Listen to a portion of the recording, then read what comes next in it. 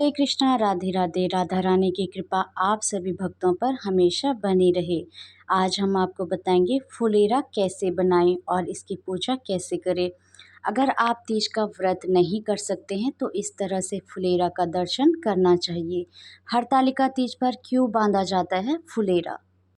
भगवान शिव और मां पार्वती को चढ़ाइए बांस के टोकरे में रखकर, ये चीज़ें मिलेगा आशीर्वाद। अपने पूजा घर में एक शानदार पुष्प मंडल फुलेरा के साथ हरतालिका तीज मनाइए, जिसमें फुलेरा के रूप में कांस के सफ़ेद रुईदार फूल, त्यूड़ी के लाल फूल शामिल हो। हरतालिका तीज हिंदू महिलाओं के लिए सबसे शुभ त्यौहार में से एक है, जिसे विशेष रूप से उत्तर मध्य भारत में बहुत भक्ति और उत्साह के साथ मनाया जाता है। यह त्यौहार देवी पार्वती और भगवान शिव को समर्पित है, जो विवाह के शाश्वत बंधन का प्रतीक है।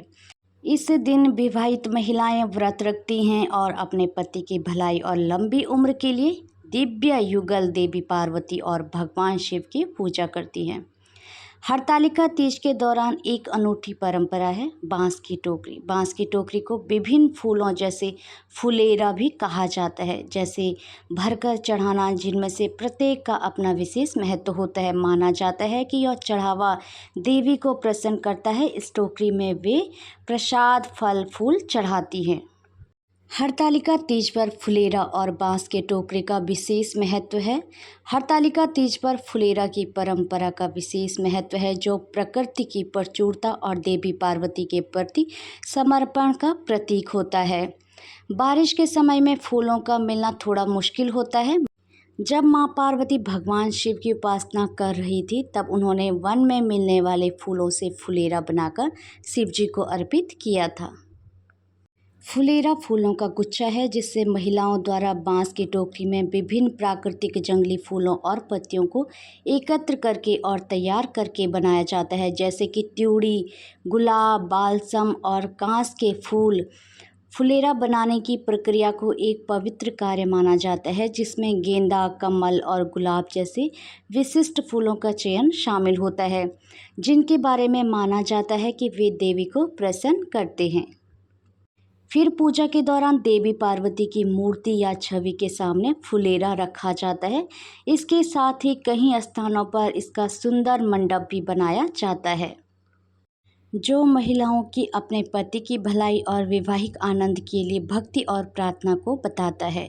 यह परंपरा हिंदू अनुष्ठानों में प्रकृति के महत्व पर प्रकाश डालती है, साथ ही इन प्रसादों की तैयारी में लगाए गए समर्पण और प्रयास को भी दर्शाती है, जो उपासक और ईश्वर के बीच गहरे आध्यात्मिक संबंध को दर्शाती है।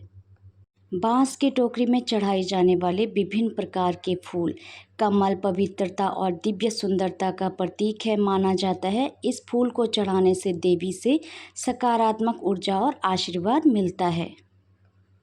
गेंदा अपने चमकीले रंग के लिए जाना जाता है। गेंदा फूल खुशी, समृद्धि और सौभाग्य का प्रतीक है। बांस की टोकरी में इन्हें अवश्य रखना चाहिए। चमेली, चमेली के फूल प्रेम और सुंदरता से जुड़े हैं। चमेली चढ़ाने से विवाहित जोड़ों के बीच प्रेम का बंधन मजबूत होता है।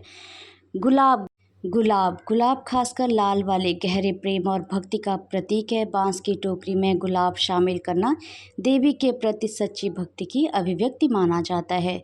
तुलसी के पत्ते हिंदू धर्म में पवित्र हैं और अक्सर पवित्रता और आध्यात्मिक भक्ति के प्रतीक के रूप में बांस की टोकरी में शामिल किए जाते हैं। हरतालिका तीज के दौरान इन खूबसूरत फूलों से भरी बांस की टोकरी चढ़ाने की परंपरा केवल एक अनुष्ठान नहीं है, बल्कि देवी पार्वती के प्रति गहरी आस्था और श्रद्धा व्यक्त करने का एक तरीका है। प्रत्येक फूल का एक अनूठा महत्व होता है, जो त्योहारों की आध्यात्मिक समृद्धि को बढ़ाता है। हरे कृष्णा, राधे राधे। भगवान भोलेनाथ और माता पार्वती की कृपा आप सभी पर बनी रहे।